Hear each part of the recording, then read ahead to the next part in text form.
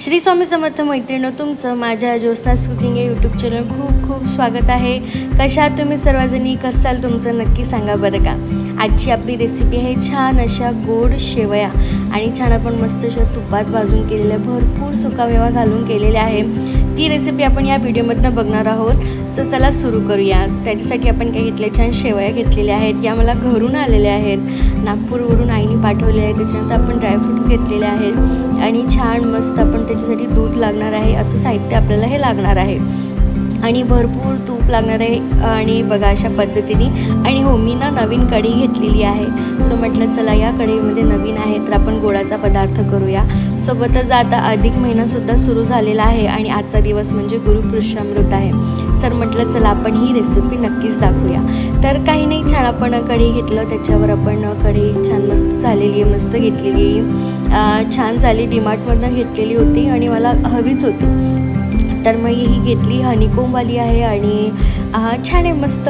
त्याच्यामध्ये आपण तूप घातलेलं आहे आणि त्याच्यानंतर बघा आपण भरपूर असं तूप घातलेलं आहे आणि त्याच्यानंतर आपण त्याच्यामध्ये आणखी थोडं तूप घातलं आणि मस्त जे पण आपण काजू आणि मनुका होते त्या आपण छान मस्त अशा फ्राय करून घेणार आहोत. बघा अशा पद्धतीने. आणि काजू मनुका फ्राय झाल्या की बघा काजू झाले आहे. या कढईला मला वाटतं फ्लेम जास्त लागतं. जर कमी आच जर राहिलं ना तर थोडं कमी म्हणजे तेल थंड होऊन जातं. काजू झाल्यानंतर आपण त्याचे छान मनुका पण घातल्याने छान अशा टप्पोऱ्या मनुका होतपर्यंत आपण त्या फ्राय करून घेतलेल्या आहे. त्याच्यानंतर आपण त्या काढून घेऊया आणि बघा अशा दिसतात मस्त. त्याच्यानंतर बघा आता आपण त्याच तुपामध्ये आपण छान शेवया घालणार आहोत. मी त्या शेवया थोड्याशा क्रश करून घेतल्या होत्या आणि त्याच्यानंतर आपण त्या घालूया आणि याला आपण छान आपण मस्त असं त्याच योगाने आपण छान मस्त छान गोड वास येईपर्यंत आणि गॅस गोल्डन लागणार. आपण थोडं पाणी पद्धतीने आपण या शेवया भाजून घेणार. बघा मैत्रिणी, बघा अशा पद्धतीने शेवया सोनेरी करून आज कमी जास्त करू शकता आणि तशा पद्धतीने बघा अशा सोनेरी होतपर्यंत आपल्याला या छान खमंग अशा भाजून घ्यायचं आहे. अधिक महिना आहे, छान आपला विष्णूचा महिना आहे आणि खूप छान वातावरण आहे, हो की नाही. आणि आज त्यातूनच आपल्या या छान शेवया आहे, छान अशा पूर्ण दिवसभर आयरन झालेल्या आहेत आणि या परफेक्टली आपल्या ह्या भाजून झाल्या. 2-3 मनुका पण टाकल्या होत्या. बघा किती छान दिसते ना. आता आपण त्याच्यामध्ये काय करूया मैत्रिणींनो, थोडं आपण 1 कप पाणी घातलेलं आहे, 1 ते 1.5 कप पाणी घातलेलं आहे आणि त्याच्यानंतर गरम पाणी घातलेलं आहे आपण अर्थातच. त्याच्यानंतर आपण जे दूध उकळलेलं होतं ते छान आपण भरपूर असं 2 कप घातलेलं आहे आणि अशा पद्धतीने. आणि आपण याला छान शिजू देणार आहोत. सोबतच गोडाचा पदार्थ आणखी गोड होण्यासाठी आपल्याला चवीपुरतं मिठाची गरज असतेच त्यात, ते पण आपण घालूया.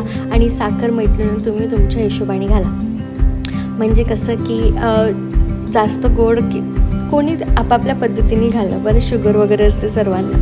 सो थोडी साखर मीठ घातली आहे आणि याला आपण छान उकळू देणार आहोत. गरम आहे दूध आणि त्याच्यानंतर आपण त्याच्यामध्ये सुकामेवा पण घातलेला आहे आणि थोडंसं आपण गार्निशिंगसाठी ठेवलेला होता. बघा अशा पद्धतीने व्यवस्थित छान आपण याला दुधामध्ये शिजून घेणार आहोत.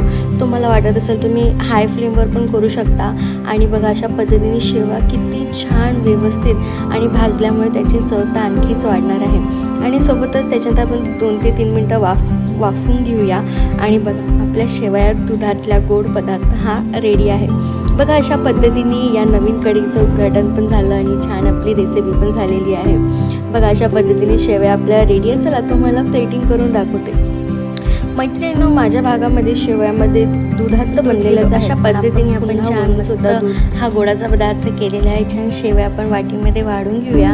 त्याच्यानंतर त्याला छान गार्निश करूया छान भरपूर अशा ड्रायफ्रूट्सनी आणि त्याच्यात आपण छान असं तूप देखील सोडूया आणि खूप छान वाटतं बरं.